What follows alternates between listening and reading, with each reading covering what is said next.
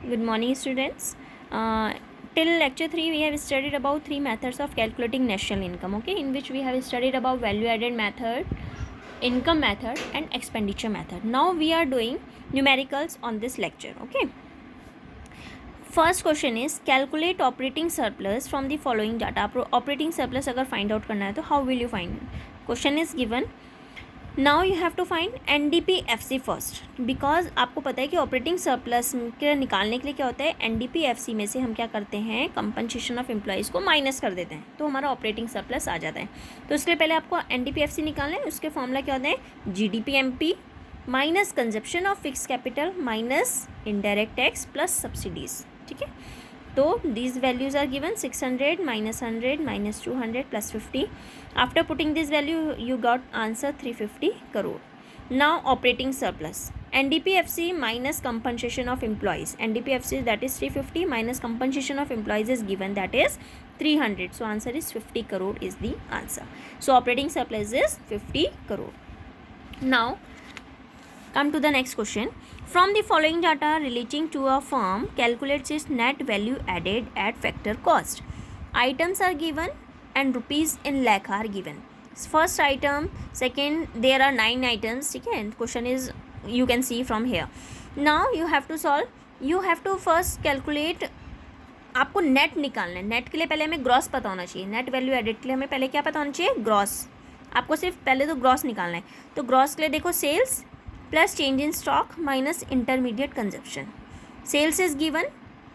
Change in stock आपको पता है closing stock minus opening stock. मैंने चेंज इन स्टॉक का फॉर्मूला आपको पहले बता रखा है. Minus intermediate consumption that is 500. So after putting this value answer is 270 lakh. ठीक है, अब आपको gross value added at MP पता है. आपको निकालना क्या है, net value added eight factor cost. देखो उसमें ग्रॉस था, इसमें नेट. तो ग्रॉस से नेट में जाने के लिए मैंने क्या बताया था, माइनस डेप्रिसिएशन. और उसमें MP है, इसमें FC है. MP से FC में जाने के लिए एक तो NIT को माइनस करते हैं और सब्सिडी को प्लस करते हैं. तो NIT इसमें देखो क्वेश्चन में गिवन नहीं है, नेट इंडायरेक्ट से गिवन नहीं है, इसलिए उसको माइनस करते हैं. लेकिन गिवन नहीं है तो उसको छोड़ दो. सब्सिडी प्लस करते हैं, तो यानी कि 270 minus 30 plus 40. So answer is 280. ठीक है, तो आपको जो जब भी आप क्वेश्चन करते हो तो आप ना स्टेप बाय स्टेप क्या करो. जैसे ग्रॉस से अगर नेट में जाना है तो आप पहले ग्रॉस की वैल्यू निकालो. ग्रॉस से नेट में जाने के लिए माइनस डेप्रिसिएशन. ठीक है, अगर आपको डोमेस्टिक से नेशनल में जाना है तो प्लस NFIA. तो जो मैंने आपको स्टेप्स बताए थे उसके स्टेप्स के अकॉर्डिंग 1 बाय 1 सॉल्व किया करो. ठीक है ना, उससे इजी हो जाता है क्वेश्चन. और ये जो आप फॉर्मूले हैं, जैसे ये वाले जो मैंने फॉर्मूले लिखे हैं, gross value added at MP, sales plus this, you can make a note in the last page of your notebook and write this formulas over there also. ठीक है ना, क्योंकि अगर कभी आपको याद करना होता है तो you can learn from there also. वैसे तो नोट्स में सब कुछ गिवन है, लेकिन ये फॉर्मूले कुछ जो न्यूमेरिकल्स में ये फॉर्मूले कुछ अलग अलग तरीके से भी बने. अलग अलग तरीके से मतलब कुछ कुछ वैल्यूज अलग ऐड हुई है, तो आपको समझ में नहीं आया, अरे मैम ने तो बताया ही थी कि एक्सपोर्ट्स आएगा तो क्या करना है. देखो इसमें एक्सपोर्ट्स गिवन, तो ऐसा नहीं है कि जो क्वेश्चन में सारी वैल्यूज़ हैं सबका यूज़ कहीं ना कहीं हो. बहुत सी वैल्यूज़ ठीक है हमारे यूज़ की नहीं है, उसको छोड़ दो. एक्सपोर्ट्स का कोई इसमें रोल नहीं है. ठीक है, तो एक्सपोर्ट्स हमने छोड़ दिया. जरूरी नहीं है कि सारी वैल्यूज़ को हमने इसमें इंक्लूड करना होता है. Okay, now come to the third question. Calculate the gross fixed capital formation from the following data. Question is given. You have to find gross fixed capital formation. So gross fixed capital formation, ठीक है, उसके लिए भी पहले हमें GDP-MP given है, उसको लेना है. उसमें से जो भी प्राइवेट फाइनल कंजप्शन एक्सपेंडिचर है या जो गवर्नमेंट फाइनल एक्सपेंडिचर उसको माइनस करना होता है, नेट एक्सपोर्ट्स को माइनस करना होता है और चेंज इन स्टॉक को प्लस करना होता है. ठीक है ना, क्योंकि फिक्स कैपिटल फॉर्मेशन हमने फाइंड करना है.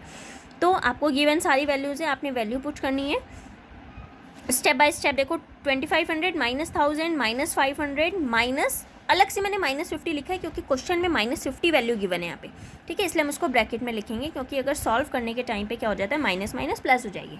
ठीक है, ऐसे ही 200 चेंज इन स्टॉक क्या होता है, opening stock minus closing stock minus opening stock.